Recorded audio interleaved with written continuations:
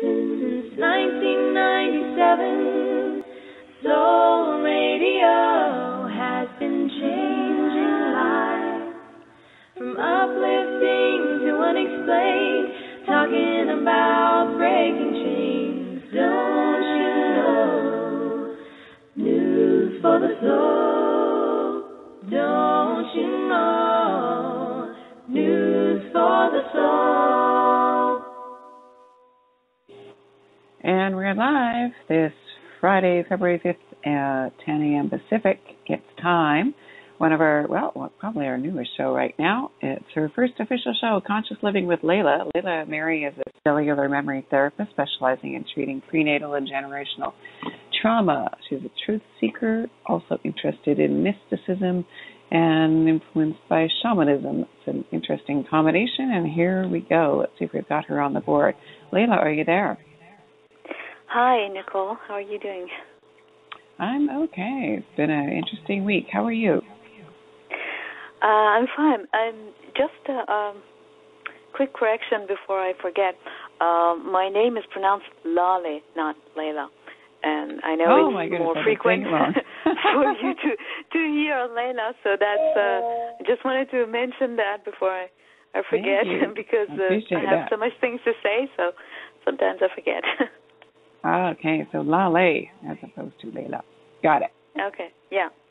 It's from Persian origin. It means tulip in Persian. Oh, how nice. I love that. Yeah. Very nice. Okay. Well, how are you? How was your week?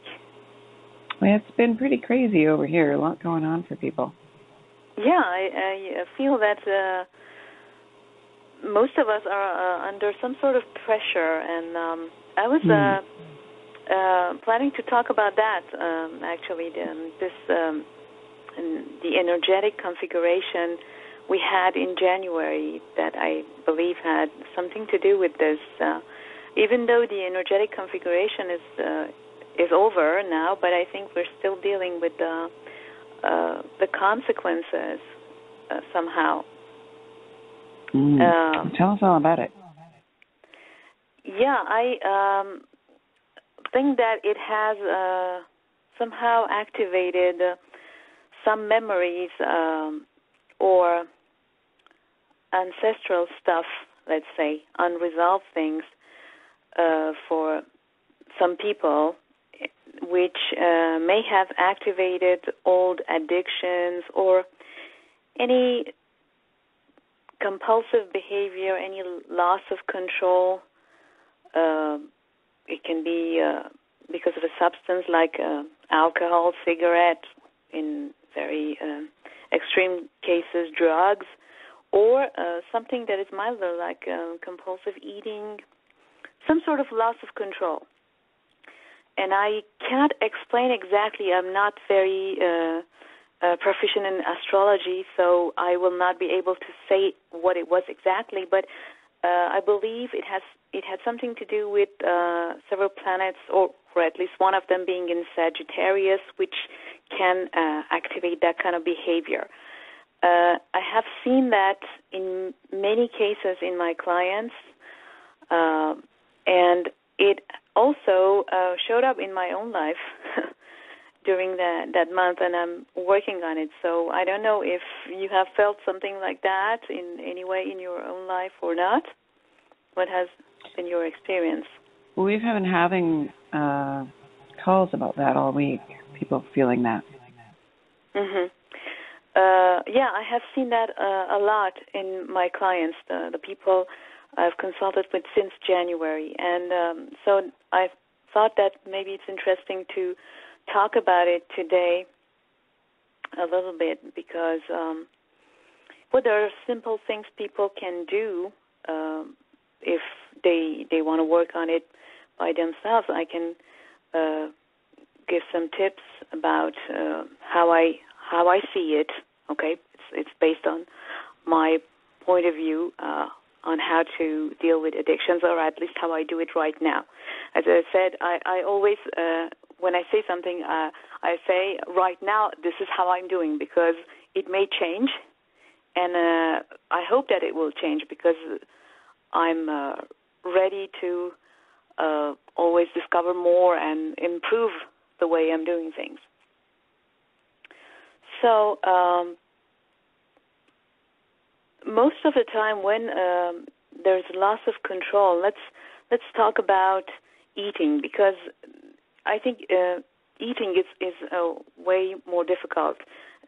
Food addictions is way more difficult to deal with than substance abuse, because alcohol or cigarettes are not necessary. Your body does not need them to live, but you will always have to eat in order to be alive. So food addictions are always trickier. And I recall when I was learning EFT,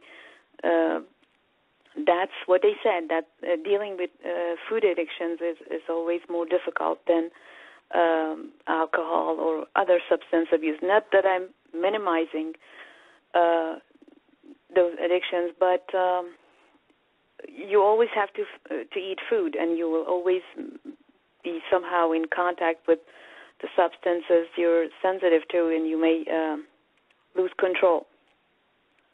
So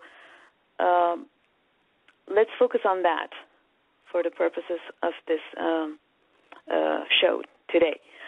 So about compulsive eating and food addictions, what I can say is I have seen most of the times people developing sensitivities to the food they eat in a compulsive way. And I'm not saying all intolerances or food sensitivities come from addictive behaviors towards food, but most of the time when you eat something in a compulsive way where you cannot stop, you are likely to develop sensitivity because your system will be somehow overloaded and saturated by that substance, and there are more chances for your body to develop intolerances or some sort of sensitivity to that food. So it may be interesting for people with intolerances. You can see if, or maybe you can imagine that if that substance was allowed, if you were okay with that substance, would you be able to control yourself, or would you want to eat that a lot and somehow have cravings of that substance? If this is the case, if you feel that you wouldn't be able to control yourself, then that can be helpful to you too, and it may help heal the intolerance or alleviate it in somehow if you deal with the compulsive eating and the addiction. So what else can I say about that? The addictive behavior or the substance, when you have a loss of control, what you can ask yourself as question is, what is it doing for you? And this is something you can do for any sort of addiction. What is it giving you? Usually it's a sense of lack, a feeling of lack of some sort that this substance is filling. It can be a lack of love. It can be any feeling like fear, anxiety, any other negative emotions that you may have felt in the past. Usually the causes are coming from your past, from your childhood, your teenage years. It's not something recent necessarily. It can be activated because of a recent memory of trauma, but the initial causes usually are caused in the childhood. So the first thing you can ask yourself is that, to find what are the emotions, and to see what are you avoiding, what feelings you're avoiding with this compulsive behavior, what you're avoiding when you want to use that substance, when you're craving that substance. And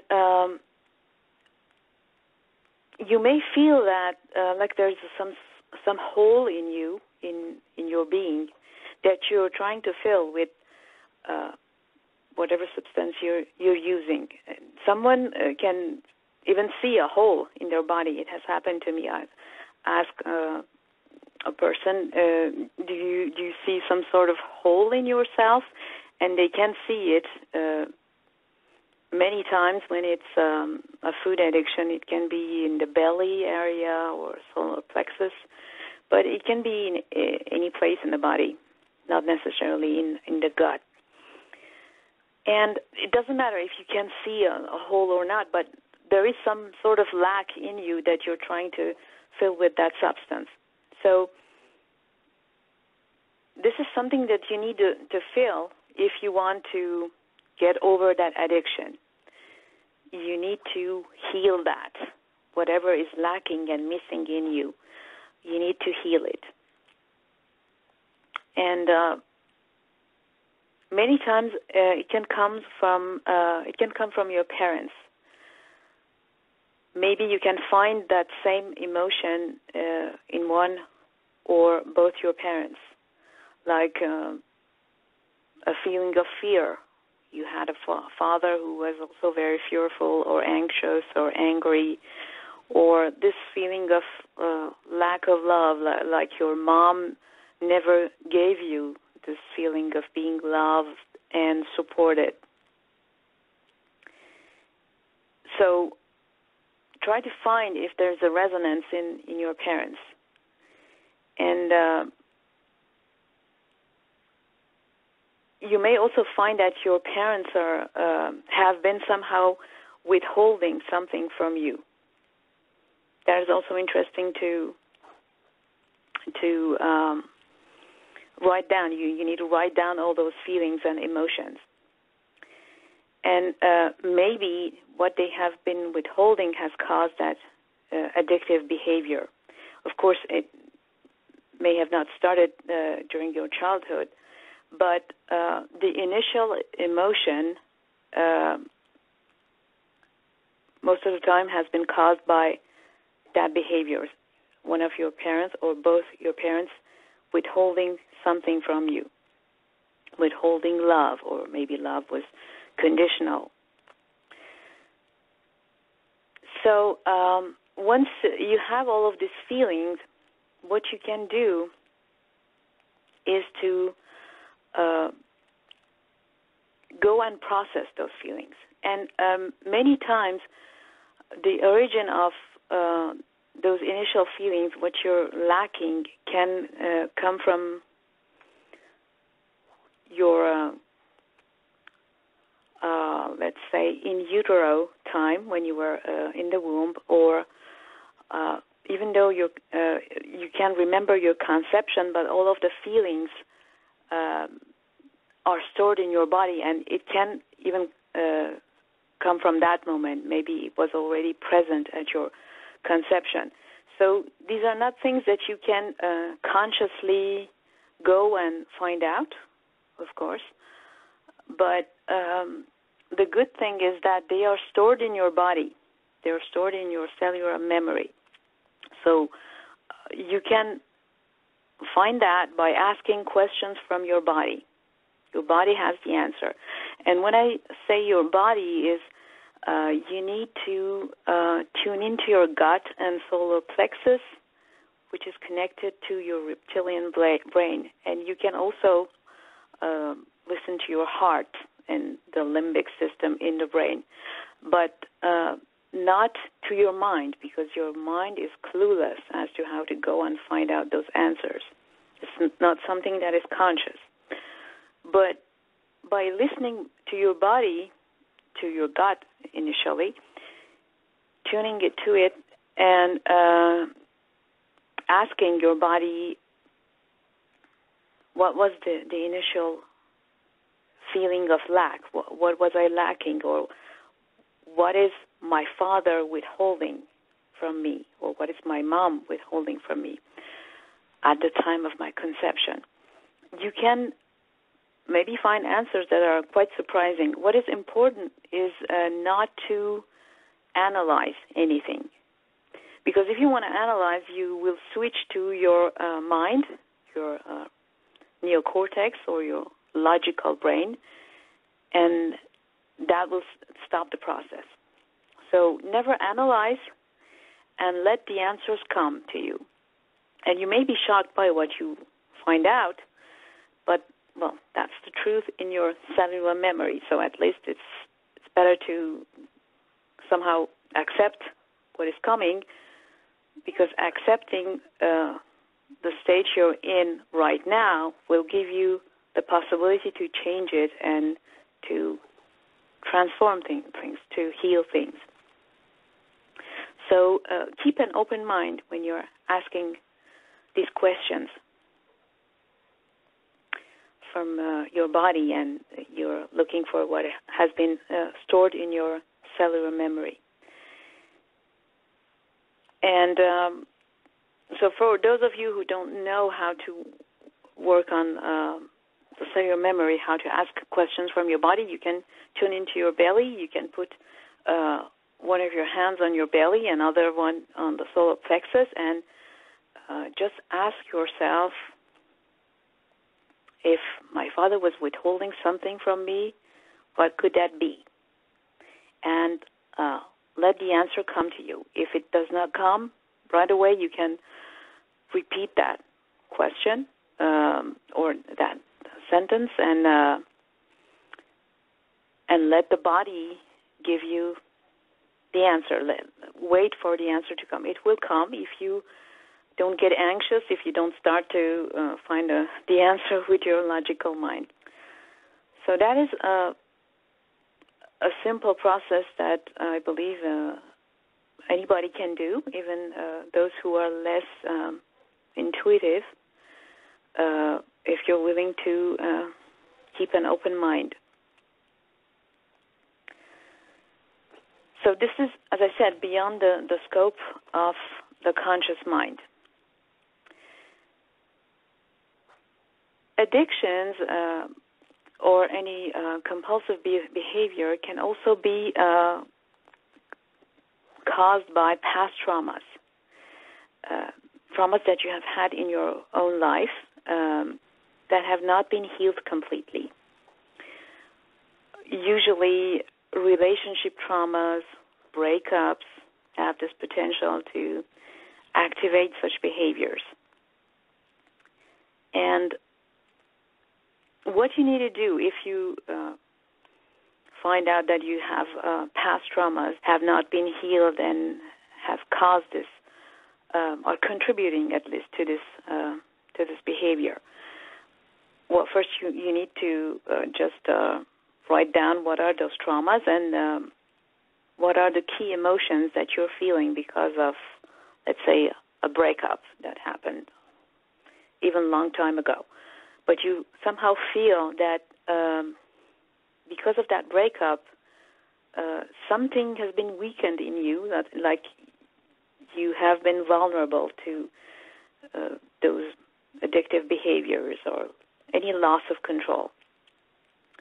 So you write down those feelings, and now the process, once you have found all of those key moments and emotions, the process is to feel those feelings, because those feelings are stored in your body. They are stored in your cellular memory. So you need to release them if you want to change that pattern. If you want to let go of that behavior, you need to release the feeling. In order to release them, of course, you need to feel them. And this is the tricky part. This is sometimes some people cannot understand at all what feeling your feelings mean. These are people who are used to live in their logical mind. They're in their head all the time and pretty much disconnected from the body and how the body feels, because they may not feel comfortable with emotions. You know, there are many people who do not feel comfortable feeling their feelings and having emotions. because you cannot control them. You can try to control your thoughts, but a feeling is not something you can have any control on. You just feel something, and that's it. You cannot decide, okay, now I'm going to feel sad or I'm going to feel happy. It can just come. So many people are not comfortable with feelings, and that is one of the reasons they stay in the blog, in the different blogs that they have for a long time, and causes them unnecessary suffering. The key to feel your feelings is not to be in your mind, and by your mind, of course, I mean your logical brain. You need to be in your body, so be connected to the reptilian brain and connected to your gut, your solar plexus, and what you feel there or in the rest of your body. Of course, when you're feeling what people call negative feelings, it's unpleasant, it's uneasy, and your logical mind try to interpret them. You need to avoid going there. You should not interpret anything. And that's the difficult part, because most people will listen to the mind, will listen to the interpretation of the logical mind, and that complicates things. You need to go beyond that, out of any interpretation, because that causes panic, that causes state of shock, because your mind cannot understand feelings. Your mind needs to understand things. It cannot understand feelings. And it is somehow shocked by the fact that it does not understand it, it does not how to control it, it does not how to end it. So feelings may feel endless when you go into the interpretation, like you're feeling panic. It may feel endless if you go into your logical mind. If you listen to what your mind is saying, it will feel like endless. You feel powerless, and you panic even more. The process will become even more painful, the process of feeling the emotions and feeling the feelings that are stuck in your body, because the interpretation would somehow strengthen those emotions and those feelings. They will have more intensity than what they really have, okay? If you just feel the feelings, it will be way easier for you to release them than if you listen to the interpretation of your mind. It will cause you unnecessary suffering to go into interpretation. So remember to just go beyond that interpretation, because it will take you a longer time to process those feelings. You may hear the interpretation, say to yourself, okay, that's the interpretation of my mind. I choose to not listen to it. I'm not interested in those interpretations. I prefer not to go there. I choose not to go there. You will not try to stop the interpretation, because that will strengthen it. That will cause resistance. Okay, you just let it interpret. You're not listening. You can also imagine there's some sort of button on one side of your head. You press on the button to deactivate that interpretation, or to deactivate the fact of receiving that interpretation or being in it. Just let it go on, and you do your own thing. And the fact of knowing that actually will empower you, knowing that this is just an interpretation. Because most of the time, when you are not aware of something, it will take you by surprise. And if you're taken by surprise, you are somehow shocked by the situation, and that makes you not have access to all your abilities or your potential. Okay?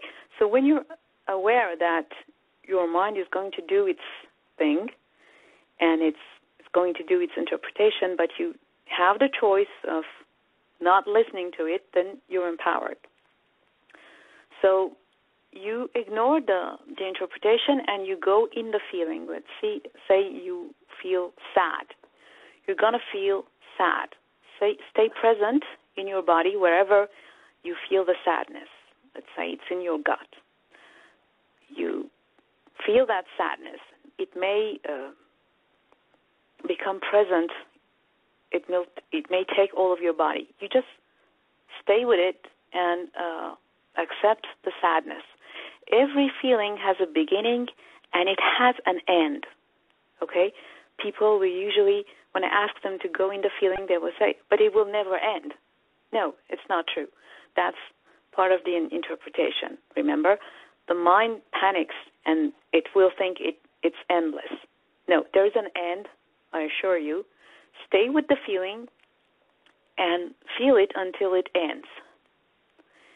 And most of the time, if you also can feel some sort of love and a feeling of compassion for yourself, that will help you release the feeling quicker.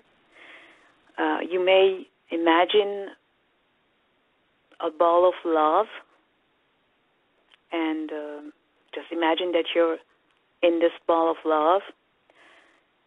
Or maybe you can install a symbol of love in your consciousness, and you focus on that and feel that love, feel that the symbol is sending you love. Somehow try to love yourself, or at least make this intention that love is there, love is present. Some people may say that I cannot stay focused on the feeling and at the same time feel love and compassion. It's a little difficult. It may be difficult if you're not used to, but you can just make this intention that love is there and you're feeling that love for yourself. And then be present with the feeling of sadness.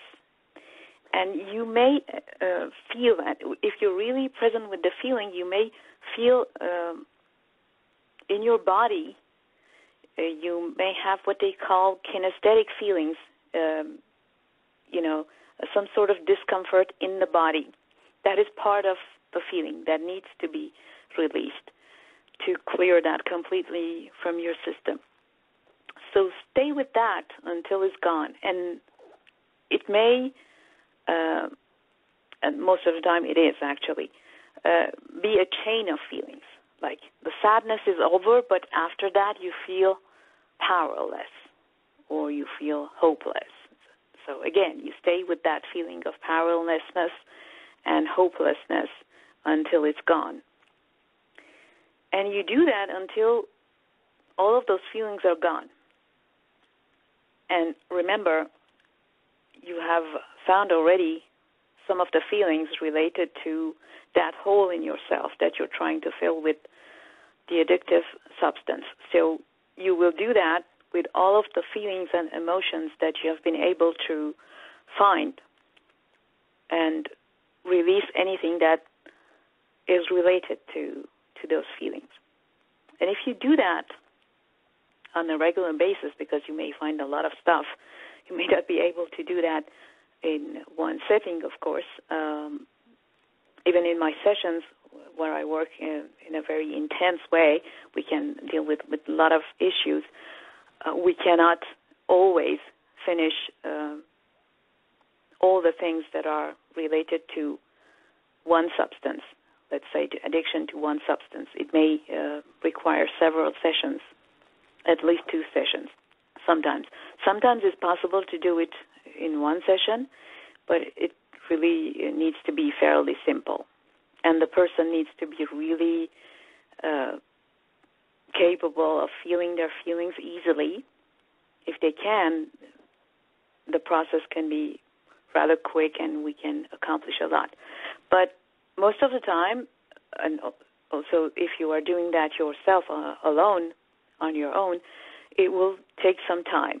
If you're willing to do that, to do this exercise once or twice a week, if you're really dedicated to heal yourself, to discover more about the root causes that are causing this addictive behavior in your life, it will be very liberating and you will feel a difference. Of course, it will not show up right away, but you need to continue to deal with those emotions and feelings that are unresolved in your body, are stored in your system, and you will see with time, you will see an improvement in your behavior. Maybe the addictive behavior will go away completely or be reduced in a significant way. You will learn a lot about yourself and the inner motivations that are beyond all of those cravings and the compulsive behaviors. And most of the times, this is what I have seen in my session, the problem, the emotions that are causing this addictions or loss of control are generational.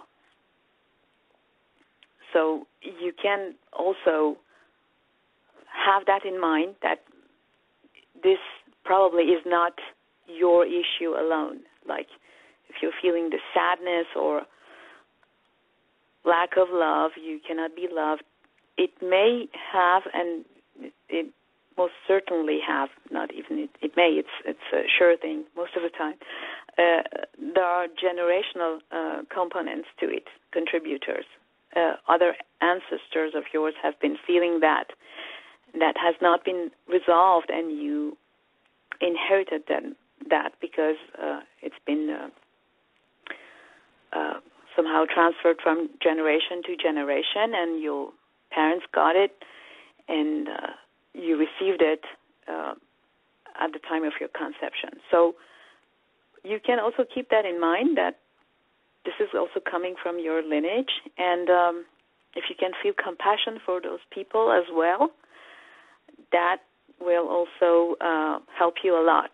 That will somehow speed the process of releasing your feelings, those stuck feelings from your body. So that's pretty much it. That's the process that you can do.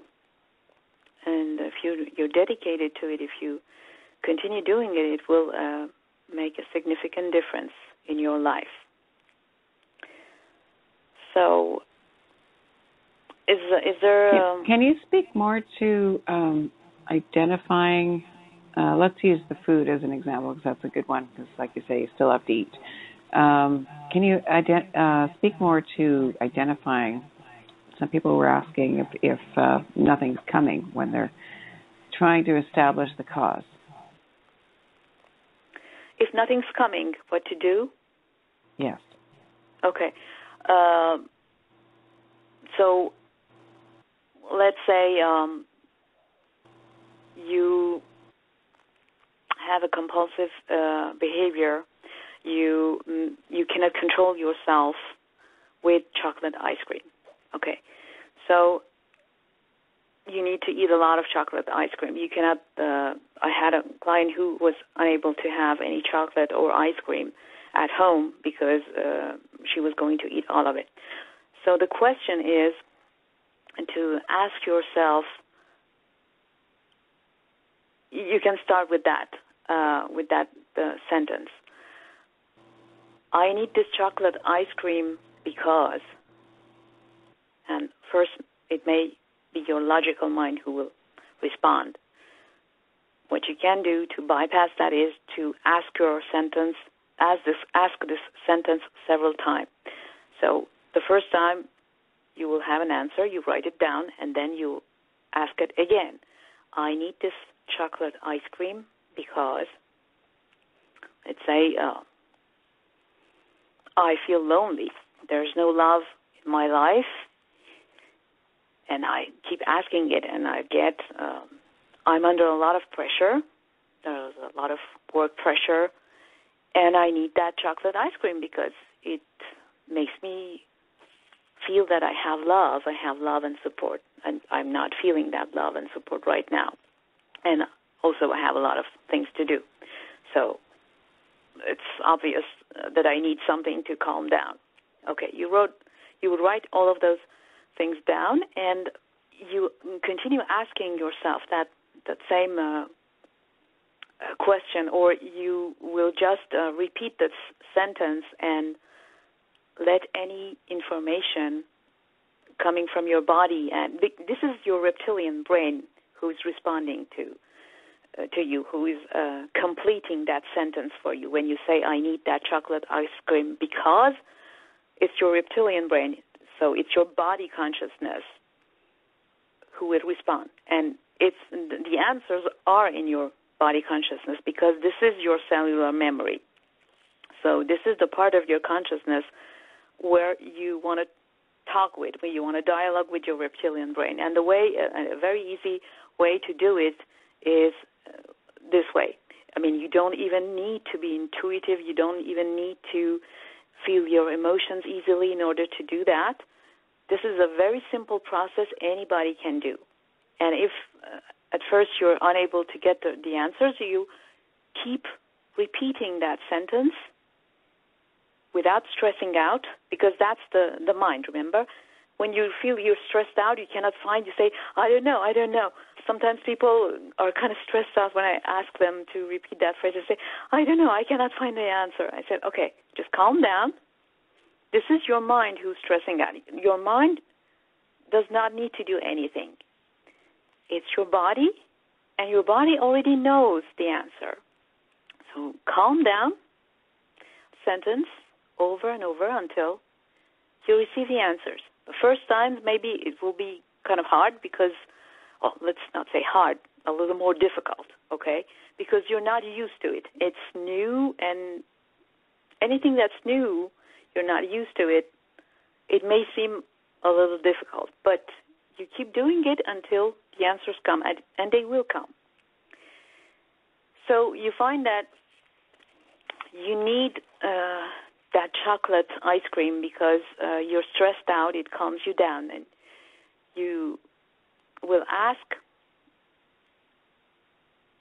this chocolate ice cream calms me down because, and you let the answer come.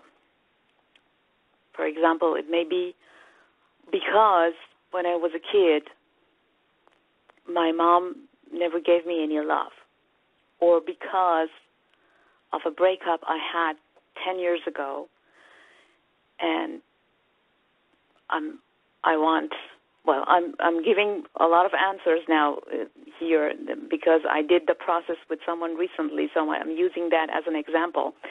But it may be because of something that has happened recently. So you just write down what you receive as answer, and you can continue that and go even further. But you also can tune into those feelings of lack of love from your childhood. If you find, for example, that one of the contributors to this situation was the fact that your mom never gave you the love you wanted, you can tune into those feelings and feel really your feelings about that time, like sadness, or I'm angry because my mom didn't give me any love. Whatever the feeling is, try to feel it. And then you release it with the process I gave you. And you listen to your body if there's any other feeling that are stacked connected to this anger, you have to go through the feeling and release it. And you do that until there's nothing left. Is that explains a little more? I think so. I think it does. Let's take an individual phone call and see what we've got. Is that okay? Okay, yeah. Area code 952. You're live right now on News for the Soul. What's your first name? Where are you calling from? My name is Betsy, and I'm calling from Minnesota. What was your first name again? Betsy. Matsy in Minnesota. And what's your question? Betsy. You're talking about addiction, which I've been dealing with my entire life. And just been having a hard time. Okay, what kind of addiction was that? I didn't hear very well.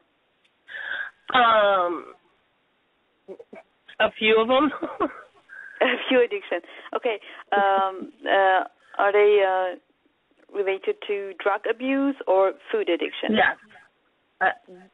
Which one? Abuse. Drug abuse. Okay. Yes.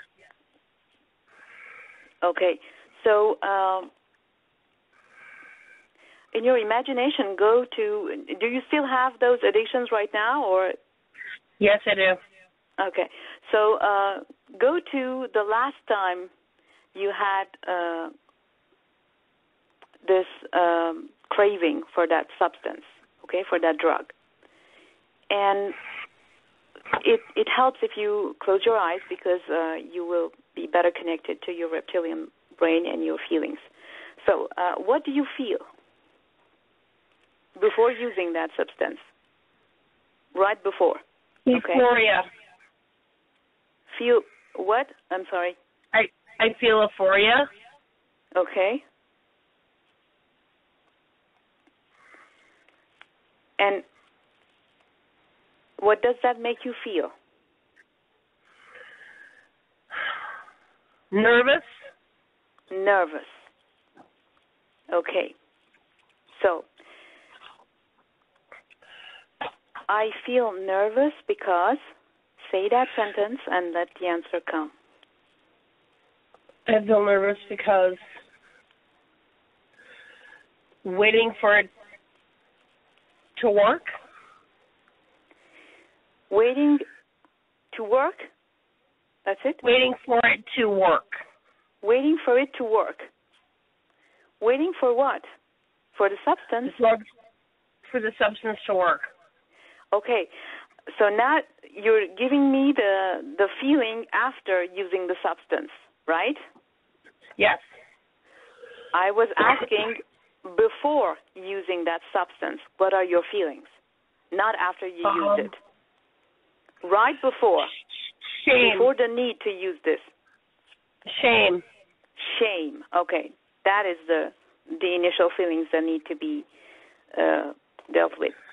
So you feel shame. I feel shame because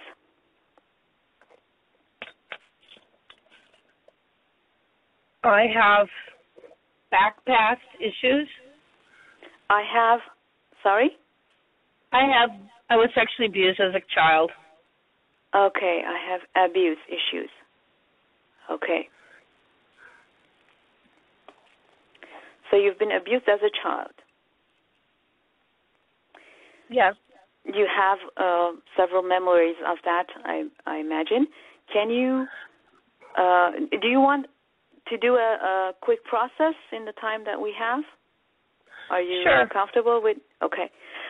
So imagine you go back to that time. Okay, the information related to that is already stored in your body, so you don't need to really visualize something. By this intention, you are back to that time in your childhood when you were abused. What do you feel? Scared and pain. Scared and in pain. Okay. I feel scared and in pain because I wanted to stop. Because what? Sorry. I want it to stop. I want it to stop. Okay. So you want it to stop. You're in pain. You're suffering. What does your body want to do at that time? Close up. You wanted to stop the situation, not feel anything? Yes. Okay. So this is some sort of freezing. It's like a freezing instinct that your body wanted to activate in order to stop feeling the pain. Is that correct? That's correct. Okay. So we will try to release as much as that of that freezing instinct that we can today. So what I'm asking you to do is to put one of your hands on your gut, the other one on your solar plexus. Your reptilian brain has activated this freezing instinct. Your reptilian brain is your body consciousness. Okay, it has activated this freezing feeling in order to protect you at that time of huge stress, an intense trauma that you have felt at that time. The thing is that instinct is still active in your body. We will deactivate it, and your reptilian brain must do it. We will do a process together to help it do that. Okay, so you just need to listen to me. I acknowledge this freezing instinct, and I acknowledge how it protects me. I acknowledge this feeling of shame because of those abuses I had when I was a child. And I was scared, and I was in pain. I wanted it to stop. I was powerless, hopeless, helpless. And I acknowledge my body's intelligence, who has activated this freeze instinct in order to protect me because of all those feelings, all those emotions. And it protected me from that trauma, that abuse. I acknowledge the value of this freezing instinct. It kept me safe. It made me feel a little more safe because I didn't feel those emotions. But I also acknowledge that there's a difference between the safety that I can feel when I'm frozen and true safety. What I'm interested in is to feel that true safety. And to feel that, I need to deactivate this feeling of, this instinct of being frozen, because this is a survival instinct. And if I stay frozen, I'm in a survival mode. I cannot live my life fully. I will need that drug. I need to abuse that substance in order to still numb those feelings and stay frozen. And this is not really living my life fully. This is not feeling true safety. I also acknowledge the difference between being frozen and being really safe. And the difference between being frozen and my true identity. I acknowledge that my true identity is very different than this artificial identity I've had since my childhood because of those abuses. I'm asking my body to deactivate this freezing instinct. I'm willing to look what is beyond it, what is underneath it, and to heal all the traumas and unresolved emotions. I recognize also that this has created a pattern in me, this pattern of feeling ashamed, feeling nervous, wanting to numb down my feelings. And I acknowledge that now I have another choice. Oh, I'm hearing the music. Okay. I acknowledge that I want to release that pattern. I want to let it go. And I acknowledge the difference between who I am now and who I was with that pattern, and the difference between who I am now in the present moment and who I was as a child when that abuse happened. My body, all parts of me, can now see through my eyes who I am now. I'm an adult. I can take care of myself. I'm free, and I'm safe. My life circumstances are different from my childhood. So I'm now willing to let go of that pattern because my body can see that trauma is over. I acknowledge the difference between who I am now and all the traumas that contributed to this abuse and those feelings of shame and being scared and in pain. I acknowledge that I have now a new identity, free of those traumas, free of that pattern, and free of that instinct of being frozen. Now take a deep breath. Exhale. Now, if you think about that childhood, you put your attention or your awareness on that period of your life, it should feel a little lighter. Do you feel a little? It does. It does. Okay. We have released that feeling of being frozen, and it has released part of this feeling of shame. Not all of it, of course, because abuse is a complex issue to deal with. But you have certainly other survival instincts that have been activated because of what happened, because it has been something ongoing, I guess, over a period of time, right? That's correct. Yeah. So you have several of those instincts probably. We need to trace back all the emotions you felt each time that happened and release those instincts and release also the emotions related to that so that you can feel a little lighter and you can feel that you do not need that drug, that substance to numb those feelings. So how do you feel now when you think about your childhood and those moments of I feel better. You feel better, but it must still be... There's more to it. The guy that did it killed himself, so there's, other issues involved, too. Yeah, there's a feeling of relief, maybe, no? Oh, yeah. Yeah. Okay. There must still be something that bothers you when you put your attention, your awareness on that moment. Yeah. What is it? It? Can you find something? His sister's my best friend. It was your best friend?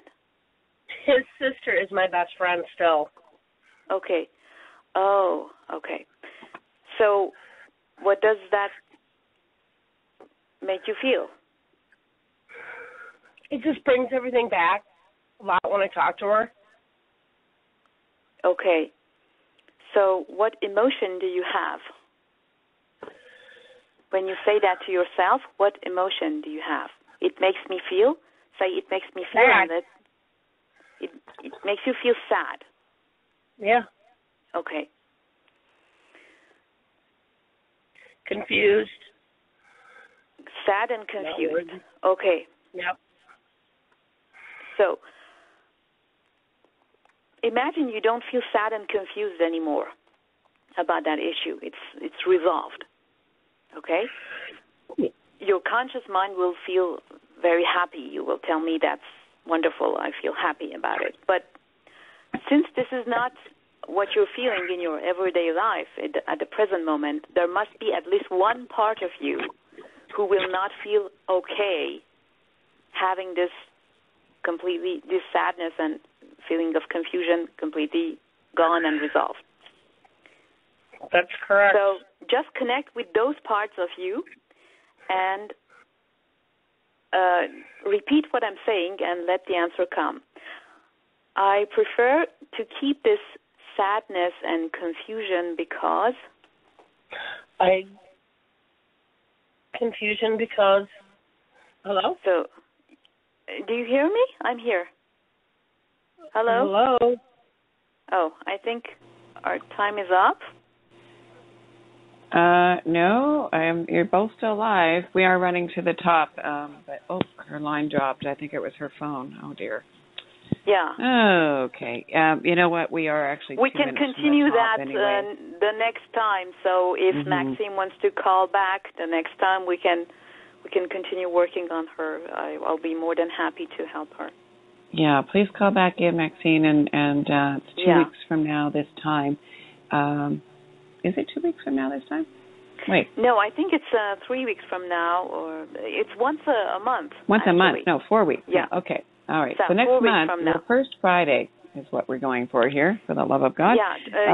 You can listen to the recording and try to do what I said. Try to do the process, and next time call back, and I will be more than happy to help you, Maxine. All right. So Okay. we've got 2 minutes to the top here. Let's do some shameless self-promotion while there's some time. We've got another show coming on in a couple of minutes, but we've got some time here. Let's hear what you've got. What have you got for us?